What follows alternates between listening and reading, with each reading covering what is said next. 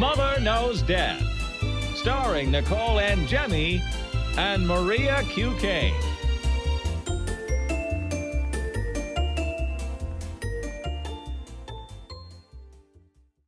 Hi, everyone. Welcome to Mother Knows Death. Let's get started with the story of the week. So we're starting off today's show with this weird phenomenon, which is feeling like you have to poop in a bookstore. So this is not quite a foreign concept to our family. We call it bright white syndrome, and it's not. We coined this like 20 years ago, dude. Yeah, so we've been calling it bright white syndrome, and I've heard it in the past called bright light syndrome, specifically when you're at a store like Target, Home Goods, etc. You just feel this overwhelming need to go to the bathroom. But this gastroenterologist has come out on Instagram to talk about why this is relevant at bookstores, and there's a couple different theories. So one of them is that the smell of fresh books may trigger something through the, how do you say this, olfactory? Yeah, that is your cranial nerve that sends that is responsible for your sense of smell, olfactory. So it basically sends a signal to your bowels that makes you want to poop. Another theory is that if you tend to read while on the toilet, it may trigger your brain to be familiar with that action and may cause you to have to poop in the bookstore. And then there's other ones like the stress of picking out a book can trigger you to have to go to the bathroom. Or on the opposite end, that it's so relaxing that then your bowels relax and you feel like you have to go to the bathroom.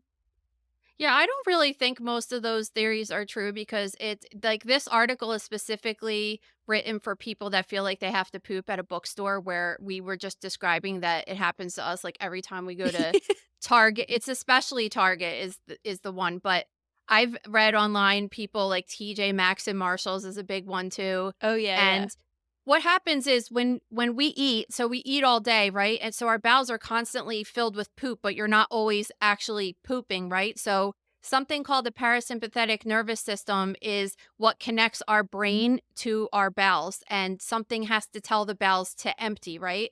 So there's something that's triggering that parasympathetic nervous system to say like, "Hey, it's time to get rid of this." And I think that it's probably, I know for us, if we're going to the store and all, it's kind of like a retail therapy relaxing situation. So it's probably just like, oh, I'm gonna shop and spend money and I feel good and I'm relaxed and like, you know.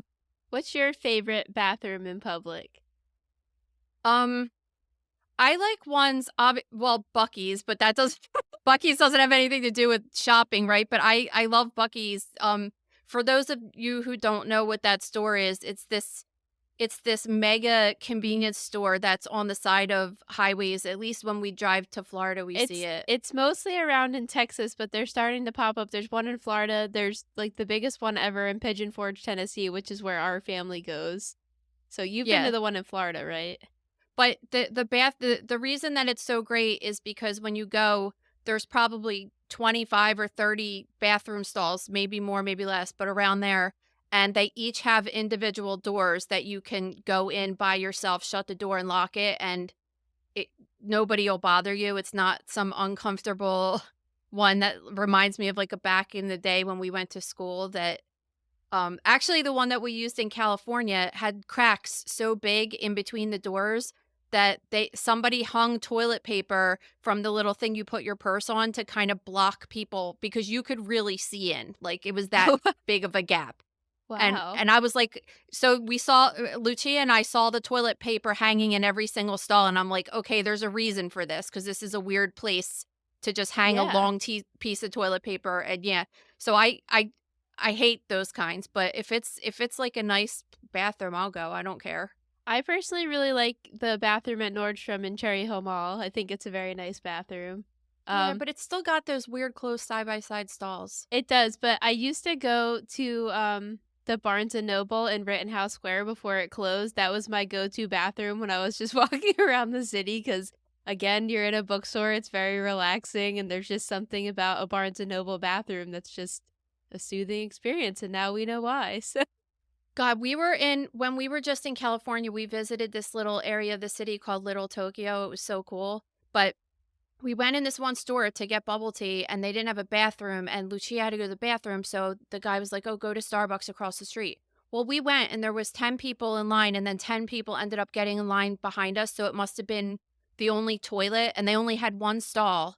And it was just it was terrible because if you really had to poop or something, like, you really couldn't even do it comfortably because so many people were waiting like that. It Well, was terrible. Starbucks bathrooms are really hit or miss because they're either like the cleanest bathroom you've ever been in or the dirtiest bathroom you've ever been in. Well, think about just the short I was probably there maybe 15 or 20 minutes and like 20 people did whatever in there. Like they couldn't even catch up if they tried.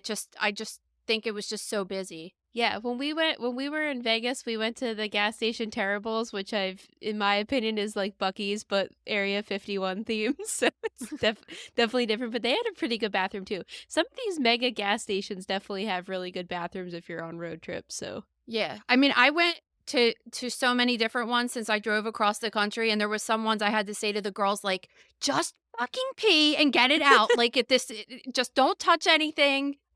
What can you do? You can't have a good one everywhere you I go. remember we had this genius idea with other Maria, who's one of our closest family friends, to make this app called iPoop where you would like rate good public bathrooms, but apparently it exists, but it's not that big of a platform, and we're so pissed that it exists in our. I know, right? Okay, let's get on to celebrity news. Okay, so King Charles has come out that he's lost his sense of taste since receiving his cancer treatment. So I like this story because I think that it's giving us a little bit of information as to what kind of cancer he had because he hasn't said anything about that, No, right? and there's the assumption it's prostate cancer, but no But then they formal said it was, confirmation. and they said it wasn't prostate Yeah. cancer though. So, Mhm. which we only could believe what they tell us, right? But so when you get cancer treatment, sometimes when you get chemotherapy, which can be for all different kinds of cancer treatments, it could cause you to have a difference in taste for sure. Like a lot of people that get it actually report that they don't taste things the same way, but it's more common to lose your taste if you're having some kind of treatment to a head and neck cancer, like a radiation, or if you have surgery that removes some of your taste buds, because the actual act of radiation can damage your tissues and your ability to taste. So now I'm kind of like, I wonder if he has a head and neck cancer. Yeah, that's definitely interesting. I was going to ask you if this was a common side effect with all chemotherapies, but it's interesting to know it's pretty isolated to that area. Yeah, I think that it's just making me think that he had some kind of radiation to his head and neck area. Yeah, it's interesting. I mean, I don't know. Like, he's 75 years old. He's been going through this treatment. I saw also that they're like making updates to his funeral plans and everything, which I think that's pretty standard procedure in general for them when they get up there in age, you know. But hopefully we'll see what more information comes out over time about this. Yeah, or he'll die like his mother did, and they'll put that he died from old age. My Yeah, favorite that's thing to be on a absolutely death certificate. ridiculous. Okay, freak accidents. Okay, so this punk band from Australia called Trophy Eyes was playing a show in Buffalo, and the lead singer stage dove, which partially paralyzed the fan that he landed on. So the 24-year-old fan's neck was broken as a result, and they suffered a quote catastrophic spinal cord injury. The band did stop the show immediately, and I believe that singer accompanied her to the hospital and made sure she was okay. And they even set up a GoFundMe page, but it is a scary situation. Yeah, so just think about your spinal cord or your backbone is not just bones, but it's housing your spinal cord, which is essential for life, all of your movement and just sending the cord is the transportation system that sends signals from your brain to the rest of your body. So you 100% need it for survival. And she broke her neck when he fell on top of her, which again, new fear never really, I mean, obviously that could happen, but didn't Taylor Swift stage dive once? Well, I have a personal story. When I was in high school, I always was really obsessed with music, but I couldn't really play anything, so I resorted to taking pictures of shows. And I specifically remember seeing The Wonder Years at Union Transfer when I was 16, and somebody, not anybody from the band, but a guy climbed up on the stage and stage dove and hit me in the head. And I was more concerned about my camera being messed up, and you freaked out on me so you were like, "You're not going to sleep. You might have a concussion. Stop standing so close to the stage. I'm over this shit." Yelling. So, Well, thanks. I mean, yeah, it's true, and I mean, it's like you could talk about all these things, but people still have to live, and that's a traditional thing that's done at shows. But I mean, I'm sure he felt terrible for breaking her neck, and I guess the most important thing is if you ever witness someone get an injury like this, you don't move them. You always say to keep their neck as stable as possible because the spinal cord's inside of the bones that are now broken, and then the roots of the spinal cord come out, the nerves that go to the rest of your body. And if any of those get damaged, you can have something as small as like loss of sensation to the hands or the fingertips, but you can also become paralyzed and you could also die. So it's a very serious injury. Well, the venue also came out and said that they have a strict no stage diving policy and there are signs everywhere. But, I'm wondering if they had an incident before because that action is incredibly common at shows, especially punk shows, hardcore shows, all of that. So I just wonder if maybe the guy didn't see it and he's just so used to doing it in his performance, or he saw it and was like, whatever, I do it all the time. It's not that big of a deal, but I doubt he's ever going to do it again. Yeah, it's just a terrible situation. But a family friend said that, quote, her neck was definitely broken, but as of now, she has feeling in her arms and could use her fingers and hands. Yeah, So, that's great. I mean, like I said, if they really stabilize a person could almost completely heal from something like that, which is amazing. But yeah, it just, especially the transportation of the patient to the hospital is really important. it is scary though. All right, so in our next story, last month a 34-year-old male collided with a 71-year-old ski instructor on a slope at the Jackson Hole Mountain Resort. So the instructor wasn't teaching at the time, but he was skiing with another group of people when he was struck, and the resort said the instructor was wearing a helmet, the younger man was not, and the younger man, quote, failed to maneuver around the instructor. So basically, they collided, both of them were sent to the hospital, and then the older man ended up dying from the collision, and it's now been ruled a homicide, which is kind of unusual in a ski accident like this. Yeah, it is unusual, but if we just think about the manners of death and one of the manners of death being homicide, so you have to choose a category: natural, accident, suicide, homicide, undetermined, right? If you talk about homicide, really, it doesn't, whenever we hear the word homicide, we think of murder, right? Yeah. But really, it just means death at the hands of another. So if you hit someone with your car, that could be considered homicide, even if it was accidental. It's just usually if there's a case where skiers collide, they would call it a death as a result of an accident. Sometimes they change the manner to homicide if the person was being negligent, like drunk or just blatantly not following the rules, then they would change it to be homicide rather than accident. Yeah, like I would imagine he's probably going to get charged with manslaughter because, as we know, that's death due to negligence. So, I don't even know if it would go that far, honestly. I just think it's for categorization purposes, but unless they found, cuz like if you hit somebody with your car purely by accident, you won't go to jail for that. You won't get charged with that. yeah, But if you're drinking and driving, then it's a different story. You know what I mean? yeah. So it's just like that kind of thing. It's just a different mechanism, but the same. It's basically the same thing. Yeah, I mean, it's definitely interesting to see it categorized as such, but your explanation's really good that we just have to remember at the end of the day, it's because it is what it is. Yeah. All right, so our next one is something so idiotic. So, a man died after seeking to quote hot pot in a hot spring in Yellowstone National Park.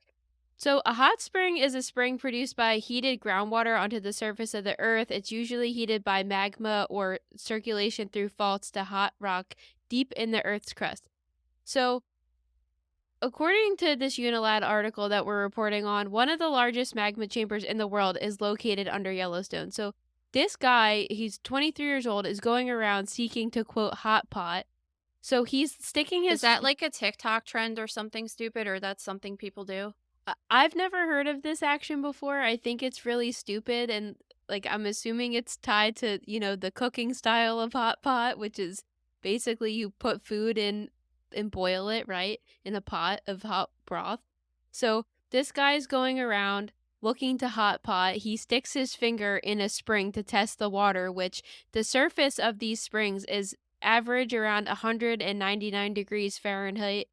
Um, so he sticks his finger in and then ends up slipping and falling into the spring and dies. All right, can I but 199-degree water is like Very hot. if you boil water, it's 212 degrees. So you're essentially it's sticking your finger into water right before it boils, which would burn you. So I don't even know why he would. You're saying it's average, like it would it would hurt you as it is, just that. I don't Yeah, I'm just understand. saying, like, the temperature of these things is at an average of 199 degrees or 93 degrees Celsius. So basically, they find him floating in the spring a couple hours later, and when rescuers come to get him, there's a severe thunderstorm and they're not able to follow through with the rescue. So they had to wait till later.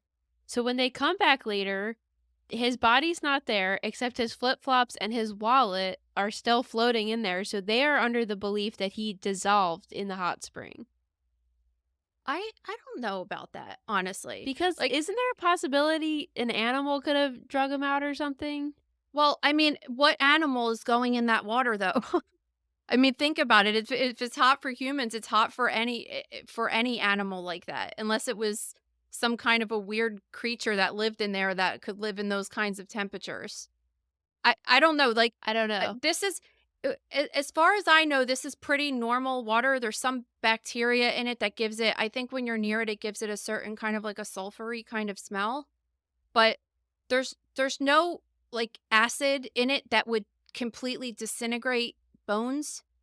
So think about this. Just think about this. You have a big pot of boiling water on your stove. I do this when I make matzo ball soup actually, right? I get a huge pot and I put a whole chicken in there and I boil it like all day long. So it turns into a broth mixed with some vegetables and stuff. When I clear it out, the meat falls right off of the bone super easily, but the bones are there. They're Yeah. there. And that's a whole day. So this isn't really much longer than he was in that kind of water. Unless the temperatures below are just so hot. I don't know. To me it's just a little weird that I could totally believe that all of his soft tissue fell off for sure. But his bones for sure would still would still be intact, I think. And Yeah. you know what? Actually, on top of that, I think because the bones are so heavy, they might sink down to the bottom if all of the soft tissue came off. Because when you usually find a person who dies in a body of water, they float because they have so much gas and bacteria inside their body. It keeps their body more buoyant and not sinking to the bottom, you know? So I guess it's possible if all of the meat came off of the bones, then the bones kind of fell to the bottom and what was left was like his clothes and stuff. But the flip flops and wallet survived. Yeah, but I wouldn't say that he dissolved. That I just don't think that that's the bones in one day. I don't think that's possible. Yeah, it's definitely interesting that they came to that conclusion. That's like some shit you would see like in an Indiana Jones movie or Well, something. I also like It's not realistic. to your point though, you're saying the bones might have sunk to the bottom of this spring, right? How are they gonna possibly check for that with the They're temperature they're probably conditions? not. They're probably just like your beat. Like I don't know. Yeah. Unless they have some kind of skimming device that they could. I don't even know how deep those things are. I mean, if it's only 5 foot deep and they have some kind of like metal, like a, you know that the thing that you would use to pick up stuff that fell in the bottom of boiling water or something like the skimmer. I don't. Why can't I think of the name of the tool right Or now? the strainer? It's like a strainer. Yeah, like if they have something like that, I have no idea. Or you know when they look on for in bodies of water for bodies, they put those like nets down there. Yeah. Like maybe they have ones that could withstand heat like that and look for it, but it's not like they're going to send divers down there or anything. Yeah, I don't know. It's just kind of like totally preventable.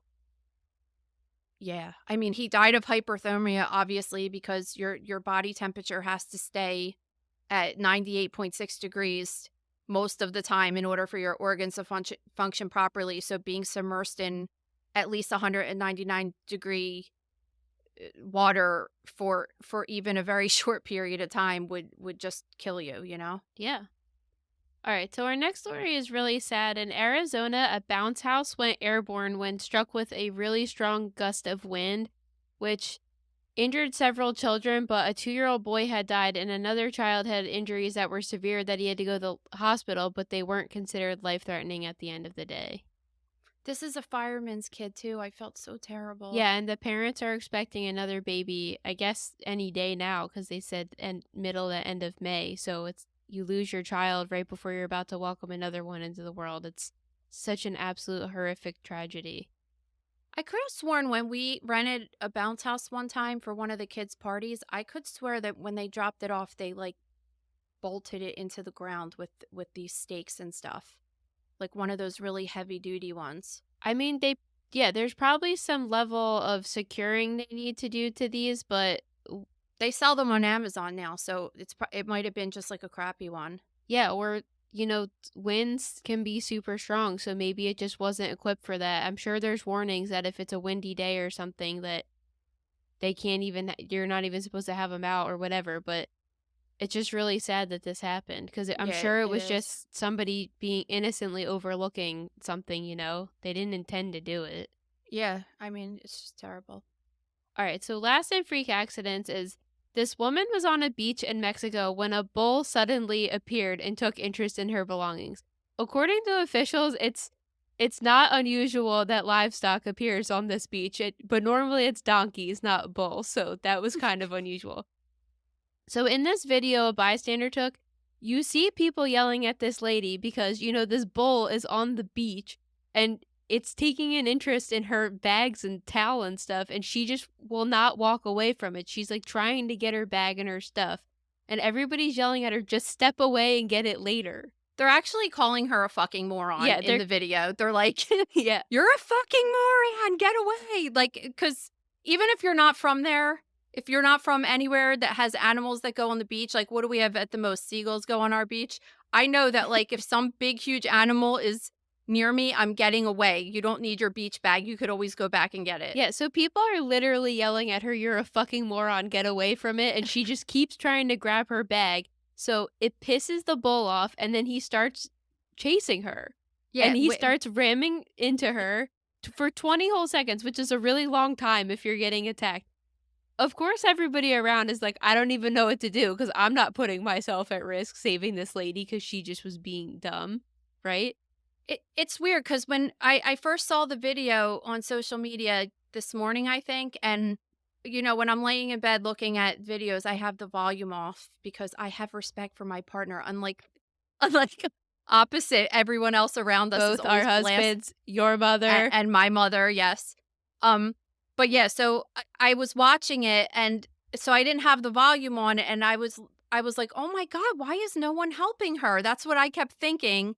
But then when I turned the volume on, I was like, okay, people were straight up like warning her and warning her and warning her, and she just ignored it. And that's now why I understand that people weren't helping her. There is this culture of like people should not be videoing entire situations and be stepping in to help, but this is actually one of them where like I don't necessarily agree somebody videoed the entire interaction, but what was somebody going to do? They kept telling her to leave and she wouldn't, and then she got attacked. And finally, somebody did take a bucket of water and was like splashing it to distract the bull so she could get away, but I mean, she was fucked up. I wouldn't even do that. I would have got in my car and shut the door and been like, I don't want that thing coming near. Maybe like honk the horn I or wouldn't something. even I want don't to be know. in the car. What if it rammed the car and knocked it over? Like you just don't. I don't know if it could knock over a car. They're pretty But strong. yeah, I know. I mean, I wouldn't want to be in its way. That lady, I agree that she is a fucking moron for sure. But I really want to know what happened because they didn't say, like, it's like, oh, her injuries are unknown. I mean, she looks like she got beat up a little bit there. I don't think she's dead, but If she was trying to run away from it and it like then came after her, I'd have a little more sympathy. But the fact that all these people are screaming, please get away from it, it's going to hurt you. And she's just like, fuck you. I want my bag. And then you get attacked maybe her anyway. phone was in the bag and she really needed it or Oh, something. you don't need anything when you're in danger's way. Like, save your life instead of being, like everybody else said, a fucking moron.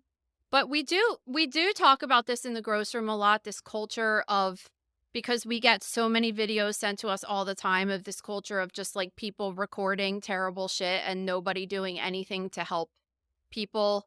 Um, a lot of times it's like it'll be a motorcycle accident where a person's leg gets amputated and they're bleeding out and there's like 50 people standing around them with a phone recording it, when in that case like you could actually help that person by maybe tourniquet above putting a tourniquet above their But why do that when injury. you could go viral? Well, that's the problem. Yeah. And we do talk about that a lot in the grocery room because we see it all the time. It's getting worse and worse and worse, honestly. Oh, yeah. Absolutely, it's getting worse. I mean, when you see some of the videos from the perspective of the person taking it, you're just like, you seriously are standing there doing nothing to help and just taking this video. I just got one today that I'm gonna post in the grocery room later of one of the grocery room members sent it in, and it's 2 men who are fighting each other in the street with machetes, like, literally having a sword fight with these giant knives, and the guy and someone's recording it the whole time, like, nobody's trying to step in and get this to try to stop, and the guy cuts off the other guy's hand completely, his whole entire hand amputated, and the guy kinda walks up and picks up his hand and walks away, like, and I'm like, "You could just keep a straight camera, a straight phone like this when something like this is going on I in would front of you." pass out if I witnessed something like that. Speaking of the grocery room, are you guys members yet? The grocery room is awesome. We talk about stories like this all the time, but we have the real pictures, videos that go along with it, and we have great discussion with the members as far as their personal experiences and a lot of people that work in the medical field and people just in the grocery room, the members just have the craziest stories to add in, which sometimes are even more outrageous than the cases that I'm presenting themselves. Yeah, the comment section sometimes is more entertaining than the post itself, so Oh, it is. I read them and I'm like, "Oh my god, this is nuts that I kind of know somebody that went through something like this," or just these stories that people tell are amazing. But, yeah, we do every week, we do a celebrity death dissection or a high profile death dissection, which is basically like someone that is famous now from having being murdered or almost murdered, and but now they're famous because of that. They weren't prior to their crime. But we cover these in depth every week. We write these big articles about last week my mom was covering for me while I was away and she covered H. Holmes and Gary Heidnick from Philadelphia, which that I that case, the Gary Heidnick one especially is so crazy that that happened within 20 minutes from our house. yeah. Um, so we write these in-depth death dissections all the way from who this person was before this happened, what crimes did they commit. We show pictures of the crime scenes and things like that. So it's really awesome. And the rest of the days we also have posts, videos like the one I told you I'm uploading later. And it's just awesome. And you can join now for $5.99 a month. That's it. So you could try it for the first month and you'll definitely want to stay because we have such a great time and it's awesome and it's a nice distraction from social media because everyone in there is so cool and there's no trolls that are just being mean to each other. It's just what social media used to be like good discussion and learning. It's really awesome. Yeah, and we have so sometimes we do some more controversial cases like the death of Jeffrey Epstein or the Titanic submersible, and we break down every single element. And sometimes, your medical opinion doesn't match what the press is saying, and it's just really awesome to engage in conversation with you and other medical professionals to kind of see what your thoughts are from firsthand experience. So those are my favorite articles to read and definitely research. So you guys should check it out. Visit thegrossroom.com for more info. All right, let's get on to violent crime. We only have one case this week. Which we like when there's not a lot of cases in this category because they tend to be very deep, dark, and heavy, which this one definitely is. So, a 10-year-old girl and her mother went missing 24 years ago in August of 2000 with no answers for all of this time. So, they were living with this man, Larry Webb. I don't know if you got any clarification of their relationship. It didn't seem like the mother and him were dating or anything, they were just roommates. Yeah, I don't really know, but there was something about money. Yeah, so a couple weeks ago on his deathbed, Larry admitted to shooting and killing both of them. So after he died, police were finally able to solve this case and find the remains of the mother and her daughter. He had said that he shot them because he had all this money in the house and that he believed the mother was stealing it from him. So he shot her in the middle of an argument relating to stealing the money And yeah, and then he killed them, and then he said that they stayed in in his the basement basement for 2 days 2 days and then buried them in a shallow grave in his backyard. My I have a lot of questions about this because, they're asking investigators, like, well, was this guy looked into before or what? And they're just like, well, this is an ongoing investigation. No, he was. They said, I don't know if you watched the video because the video is terribly upsetting Yeah. because it shows the little girl's father who hasn't he's an old man now, but he hasn't given up hope, and he also hasn't given up fighting to find out what happened to his daughter this whole time, and that's kinda his message in the video, like, "You might sound like a crazy person, but just keep pushing and keep pushing and keep pushing." And now he finally has her remains, and the saddest part is the only thing that he has from her is, like, a barrette that she had in her hair when she died.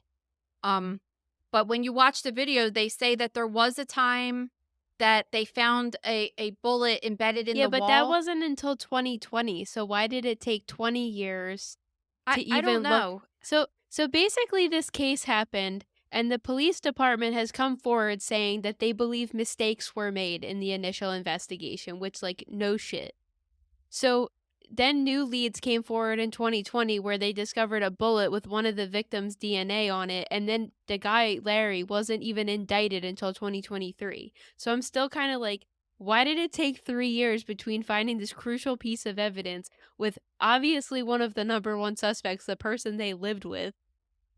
It Yeah, just and the seems fact that the bodies were in a shallow grave, I mean, on the once the g property. yeah. But I don't wanna judge because 'cause I'm like, maybe the property was 30 acres big, it's not you're thinking of, like, our No, backyards that I are, like, a think, quarter of an no, I acre, you know? it looked like it was the size of our properties, like a Yeah. straight up driveway, a house, and a very little yard. I So, mean, the story sucks, but it has a good ending because I mean, if you think about losing a child is just the absolute worst thing in the world, and then imagine not having any kind of closure as to like because when you have the body, it's you could kind of mourn and say this definitely happened, but there has to be a part of you that just always thinks that maybe they got kidnapped and maybe they ran away, or there's always a small part of you that has hope that the person's still alive when you don't have any concrete evidence that they're dead. yeah. And I think for this guy, at least before he dies now, he knows what happened, and that might help him heal a little bit better for the remainder of his life. Yeah, I mean, it's definitely good that he has closure. I have a lot of questions about what happened with the investigation and everything. Yeah, I mean, because it wasn't too long ago. I mean, 24 years ago was not too long ago, No, I mean, really. they had DNA, they had dogs, I have a lot of questions, but I don't know. All right, medical news. Brain specialists at the California Institute of Technology have developed a technology to decode what you are thinking. I hate this idea. I feel like the theme of medical news this week is like, why the fuck are they trying to see if they can do this? Because it's only going to be used for horrible shit. I don't want anybody knowing what I'm thinking. Actually, so in the show slash books True Blood, that's like Suki, the main girl, her ability is she could like hear people's thoughts. And I just always thought how burdensome be hearing what everybody has to like think about you that they wouldn't say out loud and how horrible that would be that somebody would know what you were thinking. And I just absolutely do not like this technology at all. There has to be a certain level of privacy that a person has, and definitely inside of your brain should be privacy. Like, Yeah. you need to have with all of this, like, social media and searching your address and finding people online in every aspect of their life, there has to be something that you keep to yourself. And like, I understand what they're doing. Like, the research was they had 2 volunteers who had spinal cord injuries, and they put electrodes in their brain, they let it heal for, like, 2 weeks, and then they had them think of things, and they were able to literally read their thoughts, right? For the one for the one volunteer, there was like a 79% accuracy and the other one was a 23% accuracy, which they don't know why there was such a discrepancy between the 2 volunteers, but they look at both of it as being a success, because even if you could pick up 23% of what a person's thinking, that's I mean, it's kind of amazing from a biotech standpoint, but that this can be done, but, like, you should not do this because this is gonna even with criminals and stuff, like, when is this gonna become a chance where you're like, "Okay, we're just gonna read your thoughts and figure out if you're lying or not," and stuff. It's like, I don't know. Speaking of just because you can doesn't mean you should, did you see that they've found like a dinosaur egg with a fully formed dinosaur baby inside of the egg? I don't think I read that, no. Okay, so now everybody's like, great, Jurassic Park. It's true. What would you listen, Jurassic Park is such a genius movie or book first that it was Yeah. written, is because that's what, like, crazy science people do because you wanna be able to do the impossible, and I understand that this would be really awesome for people who maybe can't speak but can think totally clearly and wanna get out the words. I feel like I even have that problem most of the time. It probably helped me out a lot because what's going on in my brain doesn't come out of my mouth I don't nearly want as what's going on in eloquently. my brain to be out in the public this. That's like Yeah. your best I friend don't is know. shit talking in your own brain, you know? Like you don't need to say everything out loud. That's the greatest part of being human is you could have thoughts and keep it to yourself and kind of giggle to yourself, but not project those into the world. Yeah, I don't know, but I don't know, maybe that would make things better because if you were, like, upfront and honest and blunt with every single person, there would be no room to be like, "Oh, she looked at me weird at dinner. Was she thinking this?" and stuff. There's, like, none of that's gone. It's all gone, like, What if one of the patients they were doing a trial that was like shit talking the researcher like this dude's that's a what I was beach? thinking when I read it, like, "This is fucking stupid. I let them put these electrodes in my brain." Yeah, I was thinking that too. That would be I'd be, more like, awesome. scared. I'd be having, like, performance anxiety that I was gonna say something like, what if one of the researchers had some, like, crazy bushy eyebrows or something weird that you just, like, couldn't stop staring at? Or, like, weird, like, foam around their mouth or, like, a giant bat in the cave or something like that. Like, Yeah. you can't help but not think about these things, and This they were probably petrified. this I guess we could look at it as like good for you science wise, horrible idea for humanity. Yeah, So exactly. okay, next. The FDA has approved the option for patients to collect their own vaginal samples for screening in a healthcare setting. So they are able to take their own samples in settings such as a doctor's office and urgent care or even a mobile clinic in case they're very uncomfortable with a doctor taking their own samples. So having somebody work like as somebody that worked in cytology and did pap smears and stuff, how do you feel about this? People taking their own cervical cancer screening Well, samples. the thing the article was written a little terrible because it said your own vaginal screening. So my first thought was because what I don't know if you guys know this, but before I was a PA, I went to school to be a cytotech and I looked at pap smears for a living. That was like mostly what I did. And the only way to get a very adequate sample to say a true picture of what's going on inside of the female reproductive tract is to get up. You have to kind of get up inside of the cervix. So when you go get a pap smear, it feels like really gross. Like it has a weird, uncomfortable, like this doesn't feel natural feeling because they're sticking a swab or a tool up inside of your cervix to get this transitional zone, which is where infected cells turn over a lot and could lead to precancer and cancerous changes. When as a cytotech, when we didn't get adequate samples of that area, whether it was the woman was on her period or the doctor just like didn't do it right or whatever, the woman was squirming too much and they couldn't get a good sample, that that we would actually note that in the report, like, "Hey, we don't have the correct zone, so right now it looks like there's no cancer cells there, but, like, we're not in the right zone because we could tell by looking at the different kinds of cells that we see under the microscope."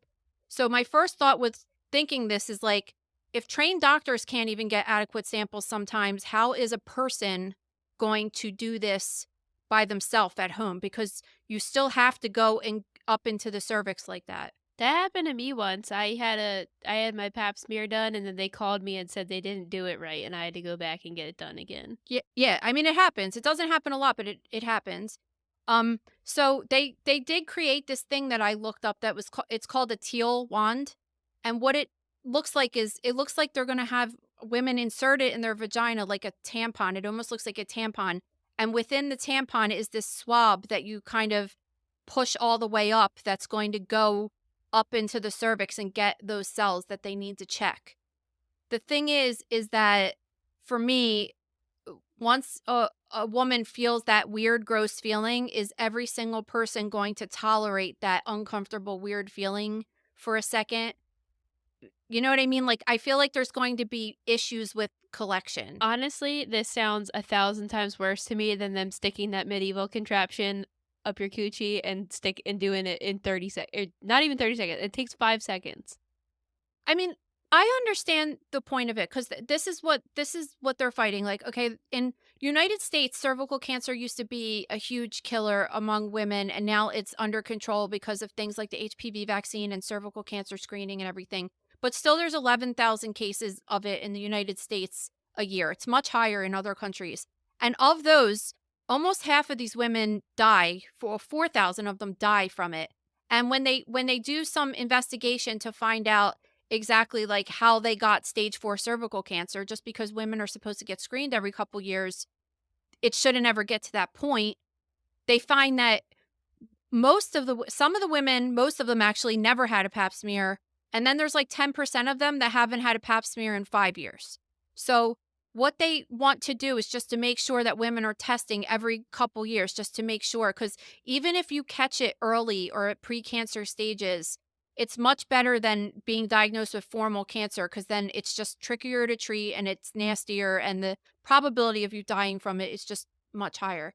So, I see why they wanna do it, because there are people that they don't wanna go to the gynecologist. It is, like, seriously so awkward. Every time I go, I say that to my husband, like, "You have no idea what it's like to have to go to the doctor, like, once a year, once every couple years, and, like, get completely naked and have them stick a contraption in your vag and stick their finger up your ass and feel up your boobs and, like, ask you about who you're having sex with and what protect." Like, it's invasive and it's awkward, and I just hate it. And, like, honestly, like, if I could do this at home or, like, that I would, because I know how to do it, but I don't know that, like, other people would collect it as good. So that's my only concern, unless this teal wand has some kind of foolproof, like, you can't screw it up collecting it thing, I don't know.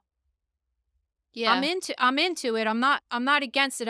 I couldn't really find too much information about like how, cuz it got FDA approved, so they had to go through some kind of trials to prove that it worked, right? I mean, I guess my concern is the same as yours. Like, are people gonna do it right? But then you guys, I guess, on the lab end know if it's not done correctly to have them do it again. So,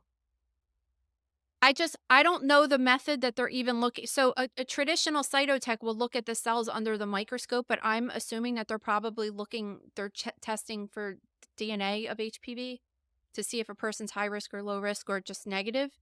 So, and if a human isn't looking at it under the microscope, then I don't know. I don't really know about the test.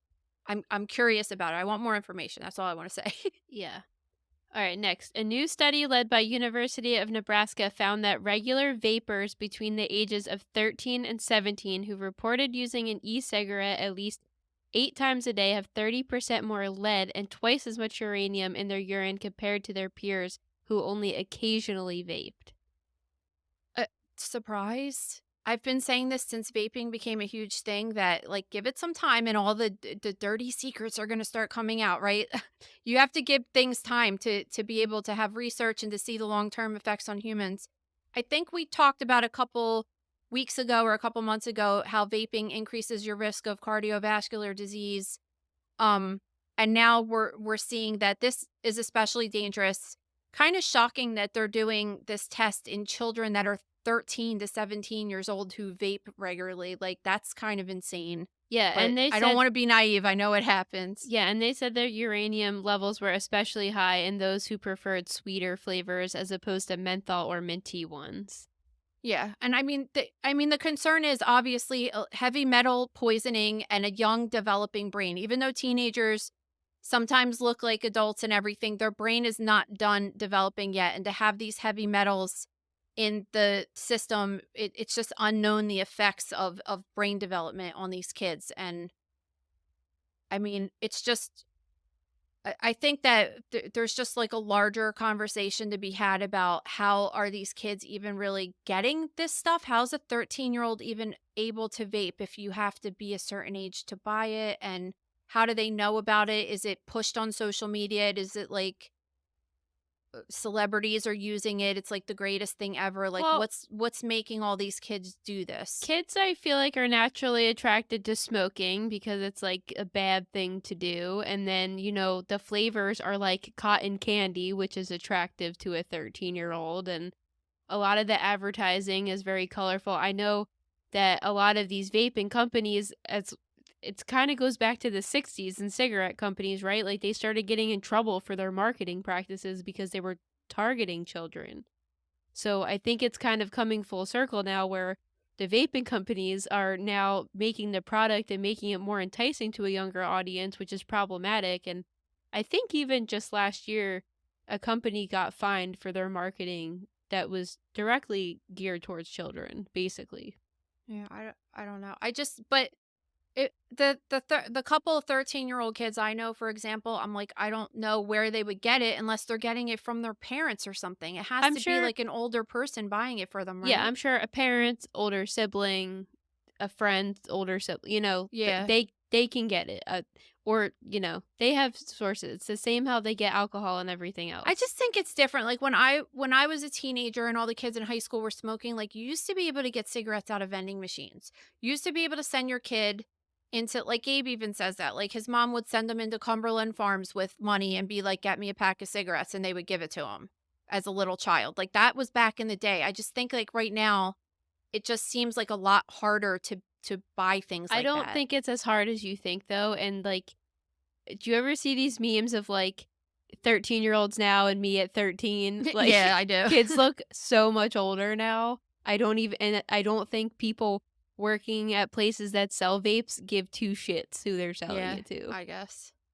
All right, next. A school nurse is being investigated for, quote, misuse of prescription medication intended for students after one child tested positive for fentanyl. So it looks like the school alerted the parent of this that their child received the wrong medications, and then lab work showed that the kid had excessive aspirin intake and tested positive for fentanyl. So their lawyer is now saying they have evidence the school did not properly dispense the prescription medication and was substituting it out for other medications. I'm trying to wonder, so it was an elementary school, Little which I kids. think, like, under 5th grade, right? Yeah. What prescription medication is a child bringing to school? So our kids take like, they have inhalers at school, and they're allowed to take Tylenol. I have friends that have children that have diabetes, and they have to send insulin to school, things like that. What medication is being given for a school to disperse that has fentanyl in it for a child under 5th grade? I don't know. It seems extremely So that's suspicious weird and, to me, right? well, Like, I just think it's clearly weird to everybody because she's now being investigated by the police. So, I mean, I don't know, like, I obviously, I don't treat live people, especially children. I don't know. I assume that kids get fentanyl sometimes because they're getting cancer treatment or they have some kind of chronic pain condition maybe. I just don't see that if it was that bad that the kid needed to be on that they would be able to just go to public school like a normal day and have a nurse give the medication out. It yeah. just seems a little crazy to me. And just imagine getting that call from your school that there was a mix up in medication and then bringing your child to the doctor and having them test for high levels of aspirin and fentanyl is against their will, thinking that this school nurse, you trust them to take care of your child's health at school. It's just it's so invasive. No, it definitely is, and it's scary. I'm really wondering, like, in my mind, she has to be bringing in her own stuff and giving it to the kid, right? Yeah, like I would think she had something at school and mixed somehow like gave something in a bottle she had instead or had it mixed up. I mean, Because, like, if they she don't just, like, at a school, do they just have some medications aside, or does every kid have to bring in their own? no, we had to not only that, like, so Lulu and Lillian are on albuterol for asthma. I had to send an inhaler with Lillian's name on it with the, the box has the Yeah. prescription on it. I had to send one for her and one for Lillian, Lucia, one for Lillian, even though I said to the nurse, like, can't they just share it? I only have one. Um, yeah, I thought that that was kind of nuts. And then on top of that, they say, can the nurse give your child Motrin or Tylenol, right? I have to get the doctor to write a note that says what milligrams they take of each of those, and then I have to send in my own Motrin and my own Tylenol for each kid. So I had to Well, send remember I bought all those boxes because I was like, maybe "This one's for Lillian, this one's for maybe Lucia." that's just your school though, because they go to a private school and not a public school. So I'm interested to see if public schools. I'm even thinking like let's give this lady the benefit of the doubt for a second and just say they just have a cabinet full of Tylenol, aspirin, and everything. Like, what if somebody else is going in there and tampering with it? I think I mean, that's true. I just think back in the day when we were kids, even when you were kids, it was just like a little bit like if I went to the nurse and said I had a headache, she would give me Tylenol and not even call my mom and ask about it, right? But now it's like a different story because they're scared to death of something like this happening, Yeah. right? Or your kid having an allergy or just Well, your or nurse anything. calls for everything. Yeah. Well, yeah, way too much, but I guess it's better than giving my kid fentanyl, right? So I guess I can't complain. All right, next. An airline worker is claiming she went blind after drinking bug infested coffee from a vending machine. So she got the coffee and said after drinking half of it, she noticed it taste off and then noticed little antennas and wings coming out of the liquid and clinging to the side of the cup. Did you see the picture in the article she posted of the Yes, cup? it's nasty. Absolutely disgusting. So she said about 10 minutes later, she started feeling sick and went into what she believes was anaphylactic shock. Her face and throat swelled so badly she couldn't breathe, and she lost her sight. And she spent 36 hours in the ICU. I keep trying to think of like what actually happened with this woman. Trust me, the cup is so nasty looking. But something caused her to have some kind of an allergic type reaction because of the swelling. She didn't I wouldn't really say that she actually went blind. I just think that her face swelled up so bad from whatever she was having a reaction to that she couldn't see out of her eyelids because they Yeah. were so swollen. Um and she was in the ICU for 36 hours. So she's not making this up that this happened. I don't know what she drank. I don't know why there were bugs in it, how that happened, how long maybe the machine hadn't been cleaned out. Um, but Well, that's what God, I'm thinking. It's a cleaning issue. I even just heard a couple weeks ago that something came out that, like at the baseball park, they have those the condiment dispensers with the ketchup and everything. oh yeah, they're probably nasty. Yeah, I've heard like those type of things that are at like restaurants, buffets, stadiums, everything like that are so often found contaminated with maggots because they don't Oh clean God. them out. So like I actually am like I don't want to use them anymore since I found that Well, out. since we're going to the Phillies game tonight, I'll bring us like some packets of Yeah. ketchup and relish for Well, our hot dog. I was gonna say that because like honestly, it's skeeved me out so bad, and I'm thinking that might be the situation. Like they're just not cleaning it properly, and like most of the restaurants I worked at were really good about this, but I worked at one in particular that was horrible with cleaning the soda machine, and like there was like a dead spider in it one time when we took the nozzles off, and Ugh. there would just be like gnats everywhere and everything. So I could see how easily it happens. I don't know how the bugs would necessarily give her an allergic reaction, but did I ever tell you this happened to me at the airport one time? Kind of.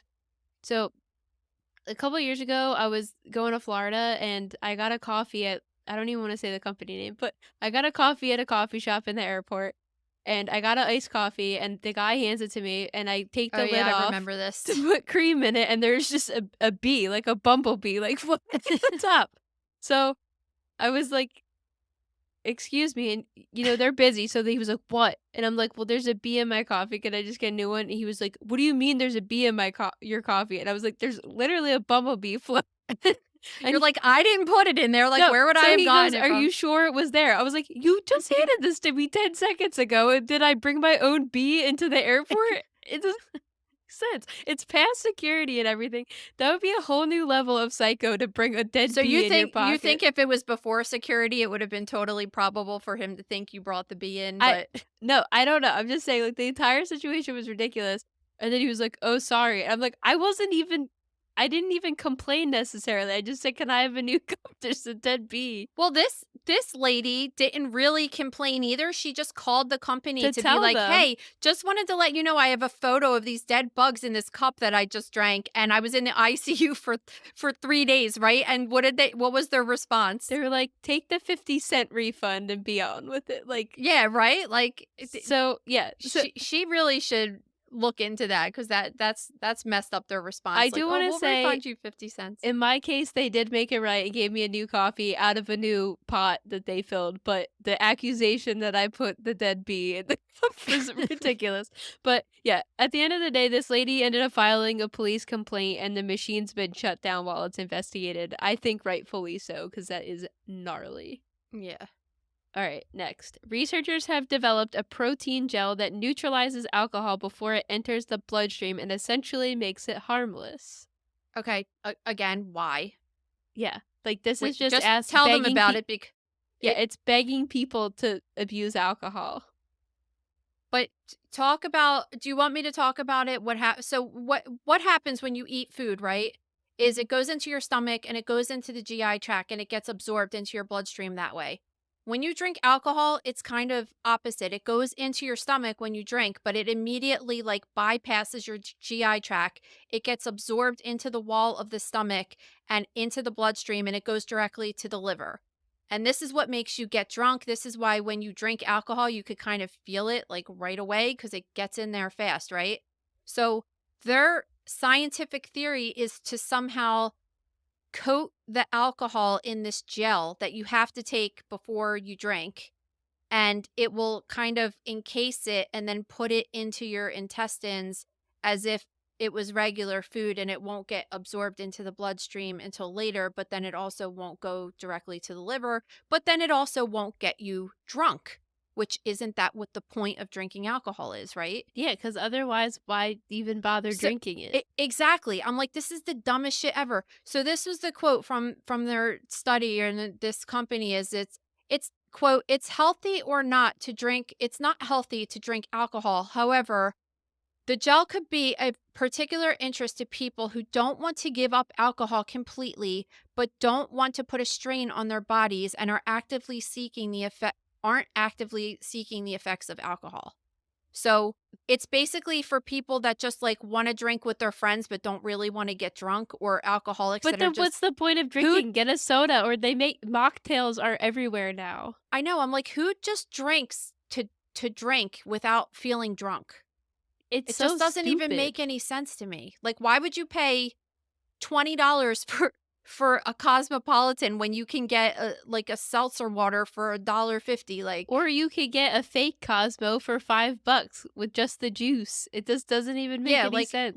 let's just like make your I I could almost see it if they were able to do this technology and you were still able to get drunk. That would be Well, that would that be would more be like understandable. This is that just would be stupid. understandable. And when I kept reading it, I was like, this is the dumbest shit I ever heard. Like, why are you even bothering? It's just, why take in the calories if you're not gonna feel it? Right? It's It's just just I don't so understand stupid. it. I just literally don't understand it. And you're right. Like just get nobody likes the taste of alcohol, right? Like Well, yeah, even if you I get think used to some it, people really like the taste of alcohol. You might not, mm, but I don't think so. no, I I think think so. people like what it if you just gave someone an alcoholic drink and it didn't make you drunk, nobody would like it. I'm That's not telling you. true at all. Mm, I had a coconut drink in Vegas that was delicious regardless if I got drunk off it or I'd not. like to have a study on this actually I because think you're really wrong about I no, I want to have a study because if you tested like, all right, give someone a shot of Nyquil, right? An adult, every adult's just like or cough medicine. They'll make this like "Ew, this is gross face, right? But then if you're like, oh well, if you Nyquil's probably a bad example because you could kind of get a little fuzzy on that.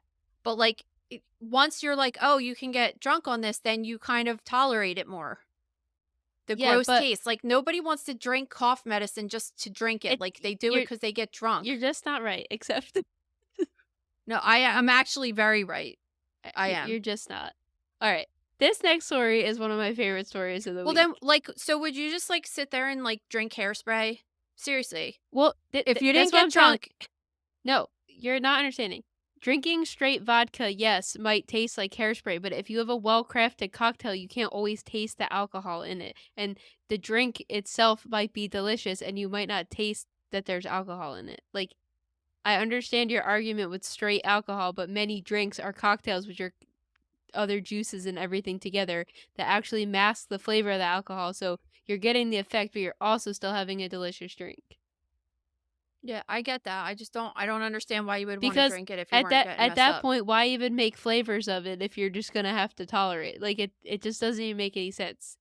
People genuinely like the way things taste sometimes, and that's why they want it. You just don't like alcohol, so you don't understand it. Anyway, this next story is one And of let's talk about this next story, which is another stupid, dumbest shit ever no, thing. this is one of my favorite stories of the week.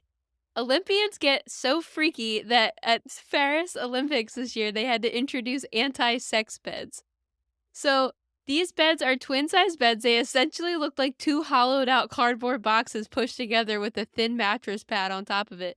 But it's alleged that it could only hold the weight of one person, so therefore if two people were on top of the bed or there was any movement associated with sexual activity, the bed would collapse in on itself to prevent sex. So all these other Olympians are coming forward being like, this is stupid. Thanks for giving us these shitty beds before like these huge performances of our lives that are going to mess up our backs because guess what? People are going to have sex anywhere they can. It doesn't matter if the bed's comfortable or not. Do these people, like, know how humans came to be? But, like, we've only had beds in a civilized culture for X amount of years, right? Like, people used to live in caves on the frickin' floor, and somehow our species was able to survive. And that's because they were having sex, right? On a dirty floor in a cave. You mean to tell me that, like, they can't just, like, have sex on the floor, like, next to that shitty bed or even figure it out somehow? So Come one on. Olympian said, quote, I've seen people having sex right out in the open, on the grass, between buildings. People are getting down and dirty. Like, Why can't they have sex? They're grown-ups. exactly. They're consenting adults. They all have this insane adrenaline rush. Just let them get it out. Who cares? Right? It's like, aren't they just trying to, like, release some of the pressure before they're going on stage or whatever they're doing, Because right? I guess the Olympics don't want the image of all these like mass orgies happening under their organization, but who cares? It makes them happy. And as we learned from Legally Blonde, people who exercise are happy because endorphins make you happy. So, and happy people just don't kill people. So, anyway, no. And happy people get gold medals. I just think this is so ridiculous. They're saying the beds aren't for this reason. They're for sustainability purposes because they're 100% recyclable. It's like, yeah, okay. Yeah, that's the best thing is just, like, to sleep in a cardboard box right before you're about to, like, win a gold. That's what I'm thinking. Like, it really who cares about their freaky activities behind the scenes? Like, if they're consenting and they want to do it, just let them do it if they want to have orgies or whatever they want to do. Like, it makes them happy. Now you're making them sleep on these uncomfortable beds that are probably going to affect their chances of placing, you know. Hundreds of these athletes compete and only 3 of them place in each category. Let's think about this. I could see if we were talking about, like, a boarding school with children that were ages 13 to 17, I would be like, "Okay, like, they don't want the kids having sex, they're too young, this and that." Like, you could almost see that, but when you're talking about grown-ups, it's just so controlling and weird to even think So that. weird. It is so weird, but I don't know. I really like watching the Olympics, so I'm gonna try to follow a couple athletes before and just see if they give any behind the scenes info about this because I just think it's so funny. It's so ridiculous. Alright, other death news. Chinese scientists move closer to bringing cryogenically frozen humans back to life after brain tissue is thawed without damage. See, I told you there is a theme that, like, why the hell are we doing this shit Doesn't right now? this happen in Austin Powers? He freezes himself and comes back. Yeah, and isn't, like, Walt Disney frozen in the top of the Cinderella's castle? It wasn't that, like, a huge Allegedly. rumor going yeah, for a while? So cryogenics, I feel like we wrote an article about this at some point in the gross room. I don't remember. I totally remember touching on it at some point. There's some, at least they're all over the world, but there's one that had t okay, it costs $28,000 to get this done when you die. That Yeah. think about how much money that is, and so far, there's, like, almost 2,000 people that are cryogenically frozen, Well, this is hoping at that this technology comes to light one day. this is at one lab in Michigan. Is that confirmed, like, the only lab doing this? No, it's all over the world. Okay, so just at this one lab in Michigan, it's $28,000, and there's 1,975 permanent residents. Their numbers have tripled since 2006. Just think about this, that they've convinced almost 2,000 people that that it's worth it to give 30 almost $30,000 to them. Like, how ridiculous is I that? mean, if you're dead anyway, why not give it a shot, you know? Why do you think that you're that important that you need to be brought back to life? Like, get over yourself. Seriously. I'm so annoyed by Someone's this, but gotta do it. they were able to unfreeze brain tissue, and not only was the brain tissue not damaged, but they were able to restore its function. Why? Like, and they say it's because they want to be able to, like, develop drugs or this or that. Like, you know what? This is just terrible. This is to add to the terribleness that's been going on for the past couple years. Just, like, add this to the list of things that should never happen. Like, when you start messing with the balance of life, I'm gonna sound like some hippie, like, circle of life thing. There's people born every day and there's people that die every day. That then you're gonna have all these people that are coming back to life that just have so happen to have enough money to afford to get this done, and, like, it's gonna you don't mess with stuff like that. It's just not good. It's just not necessary. It's just not necessary at all. And trust me, there's definitely people like Walt Disney, like, please come back and make Disney World better because it's starting to suck, whatever. But, like, you can't do that. It's just like it's just wrong. Who do you decide whose life is worth living longer? You know? The richest of people decide. Yes. All right, on to question of the day. Every Friday at the at Mother Knows Death Instagram, you could ask a little question. We put it on the story, and it's up for 24 hours. All right, one. Have you ever seen fetus in fetu in real life? Well, do you want to explain that for people that don't know what it is? Fetus in fetu is super, super rare. So I'm going to start off with saying, hell no, I've never seen it, but I wish I've seen it. There's only been like 200 cases of it reported worldwide. But it's this weird phenomenon that happens with in a certain twin pregnancies where one of the twins does not develop properly and it ends up getting, like, enveloped inside of another twin as it's forming. So when the twin is born, it the it's usually caught as, like, an abdominal mass in an infant, and then when they take the mass out, there's this really deformed looking fetus inside of the mass, inside of the baby.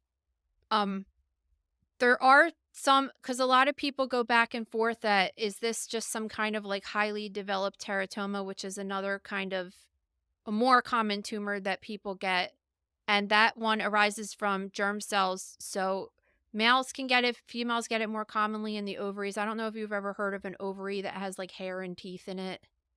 So your ovary has tissues in it to form a human. That's what your ovaries do.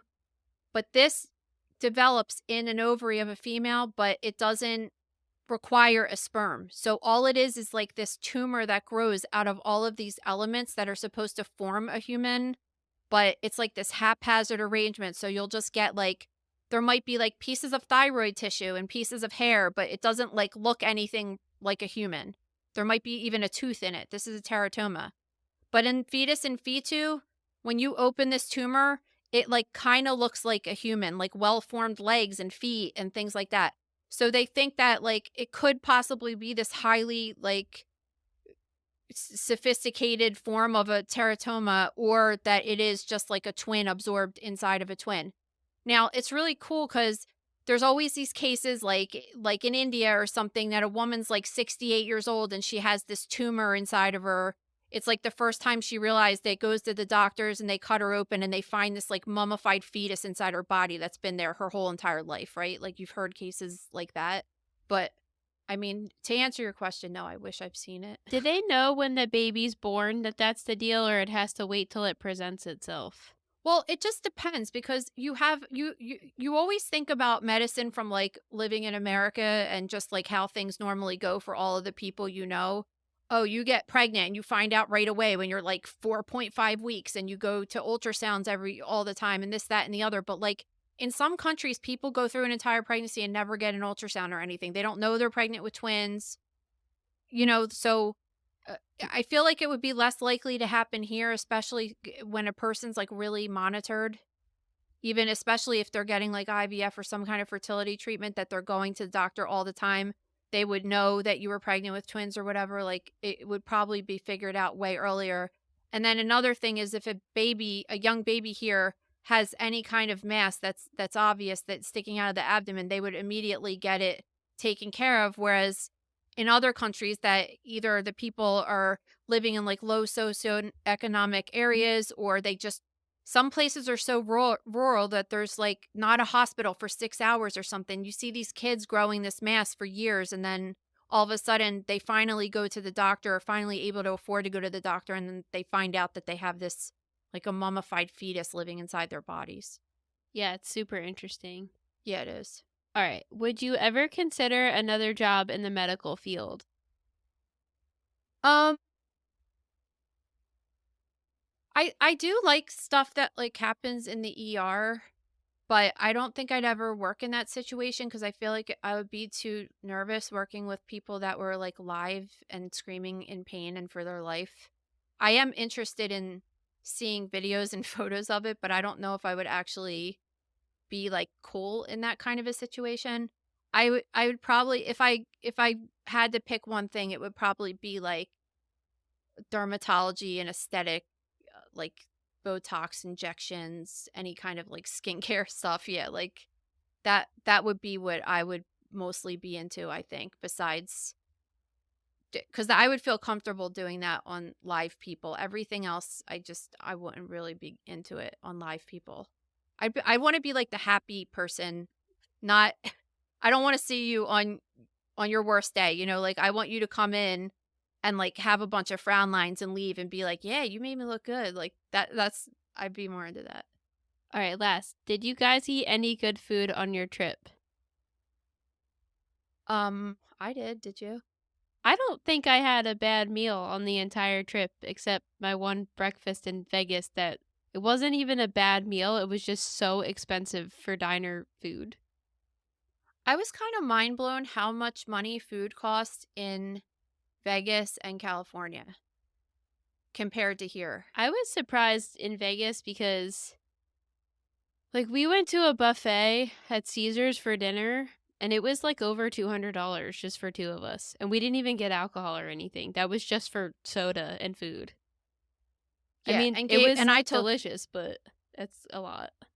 like I told you, Gabe and I brought the girls to some Italian restaurant in California, and I didn't think it was like a high level place. I felt like it was just kind of like, I mean, it was a nicer restaurant, but it wasn't like the nicest restaurant kind of. And me and Gabe got meals, and the girls, they eat buttered noodles and a bite of our meal.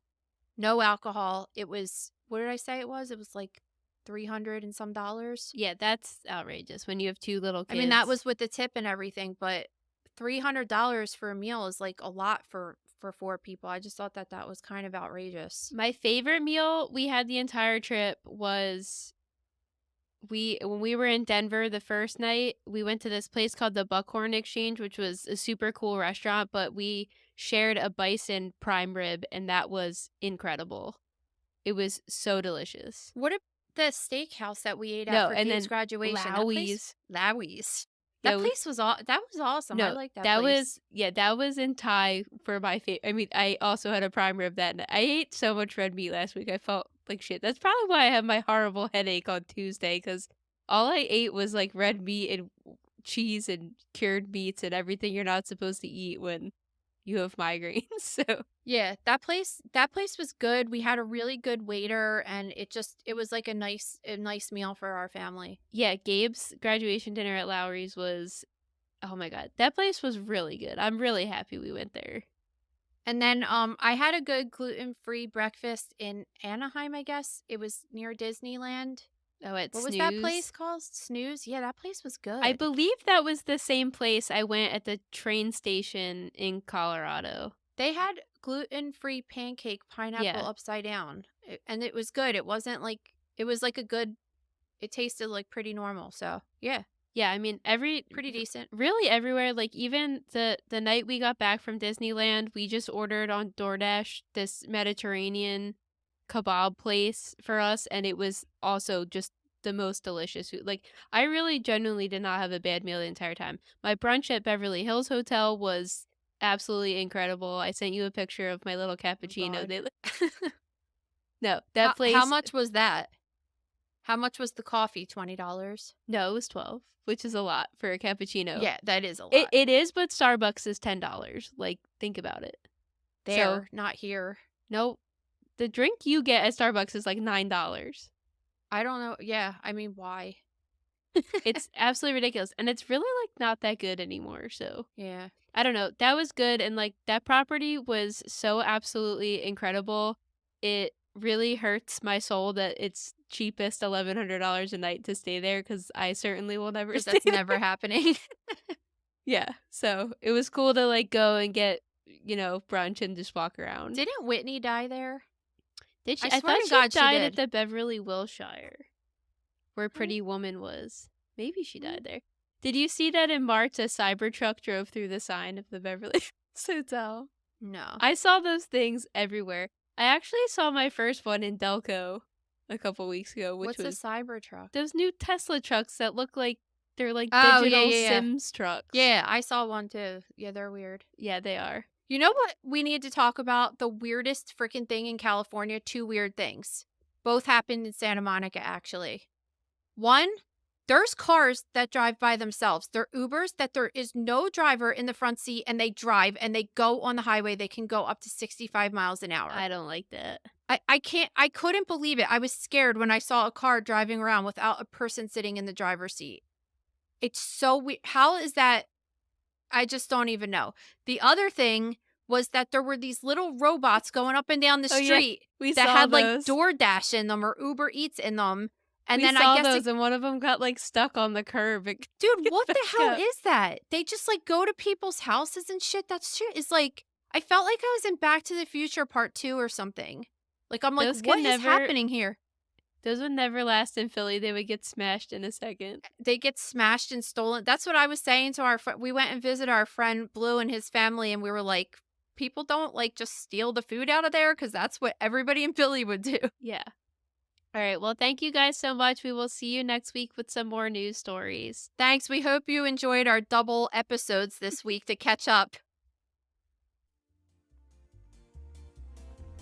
Thank you for listening to Mother Knows Death.